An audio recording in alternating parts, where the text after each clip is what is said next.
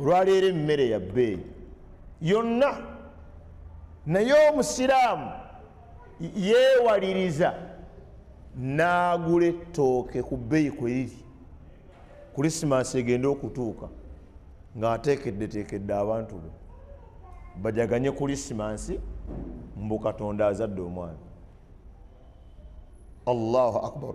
Nabbi waffe Muhammad sallallahu alaihi wasallam eddiini gye yajja nayo teyamenshoninga ku lunaku lwa Krisimansi. Otyo nkulamusizaako nnyo mu linnya lya Mukama waffe Yesu Kristo, kanzikirize nti oli bulungi. Mukama yeebazibwe atutuusiza ku lunaku lwaleero nga tuli balamu, ennaku z'omwezi 25 Desemba omwaka gwa Mukama waffe Yesu Kristo 2025. Kakati sheekera naye omuwulidde, nakugambye nti abasiraamu balina ekizibu. Bwe tutuuka mu Krisimansi eyo yebeera topiki kusomesa ku Krisimansi. Kakati sheeka leero kyenjagadde mukwatemu bamuwabulemu kiri kimu. Agambye nti abasiraamu bagula ennyama kubanga abakristo bazaaza Allah. Nedda, ffe tetuzaaza Allah. Allah tukimanyi tasobola kuzaala kubanga Allah jjinja. Ejjinja terisobola kuzaala, ekyo tukimanyi. Ekyo kimu. Ekyokubiri, n'agamba nti bo ekibagaana okukuza Krisimansi kubanga Allah teyajoogerako. Nabbi Muhammad sallallahu alaihi wasallam teyajoogerako. Kakati sheeka olwaleero nkusiba kakalu nga tonnaba kulumba Krisimansi, nga tonnaba kubuuza Krisimansi oba Qur'ani yajoogerako. Muyina Idi, mukola Idi za mirundi ebiri. Waliwo Idi gye musaala nga mumaze okusiiba, embaga eyo gye mukola. Ne wabaawo embaga ey'okubiri gye mukola ey'okusala ebisolo. Njagala sheeka yenna, omusiraamu yenna mu nsi yonna, muntambulize vidiyo eno, omusiraamu yenna mu nsi yonna ng'oyinayo aya emu yokka mu Qur'ani eyogera ekigambo Idi. Mu Qur'ani yonna nga erimu ekigambo nti Idi. Nze nsiramuke oba muntemeko omukono. Kale kubanga mwagala nnyo emmaali, nja kwekuŋŋaanya mu butaba na ssente bwange, nja kwekuŋŋaanya mbaweeyo miliyoni 2. Omusiraamu yenna aleeta ekigambo Idi mu Qur'ani.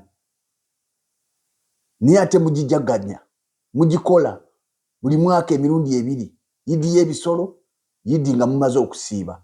Aya kyegamba nti bwe mumalanga okusiiba mukole Idi.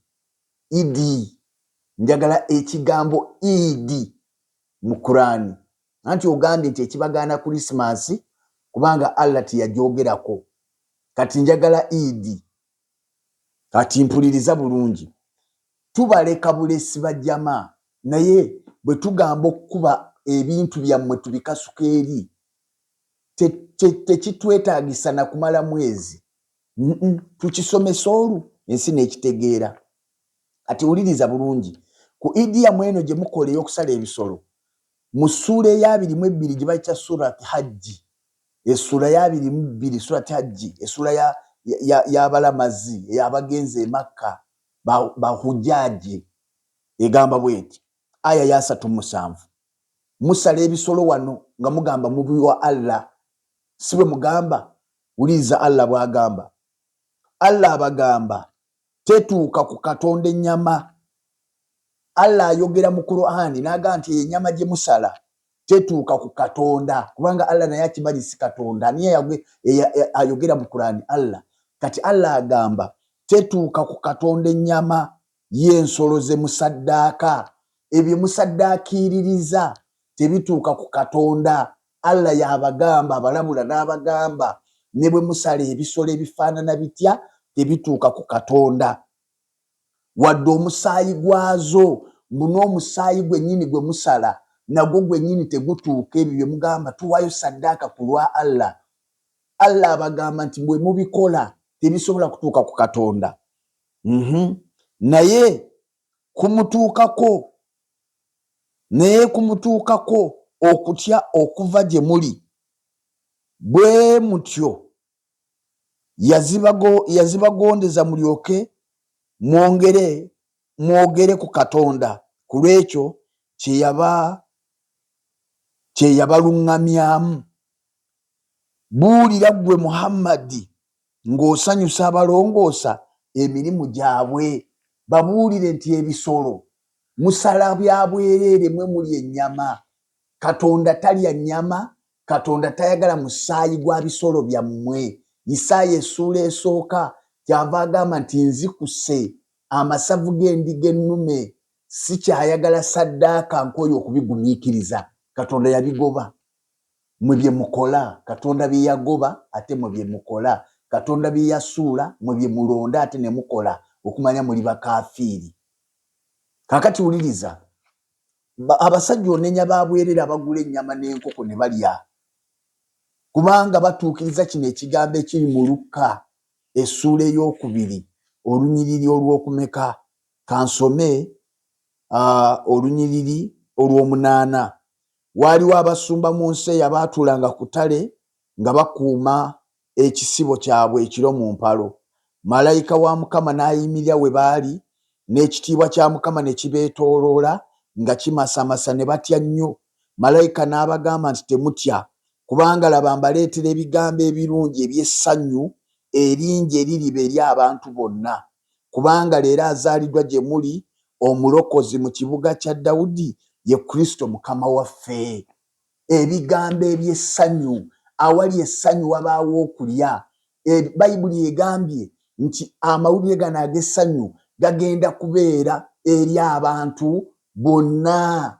Kyova osanga omusiraamu gataddeko akatalabuusi ng'ennyama agitema Kikrisimansi, enkoko azitunda Kikrisimansi, batunda n'obutaala nga basanyufu kubanga ensimbi eri mu kuyingira.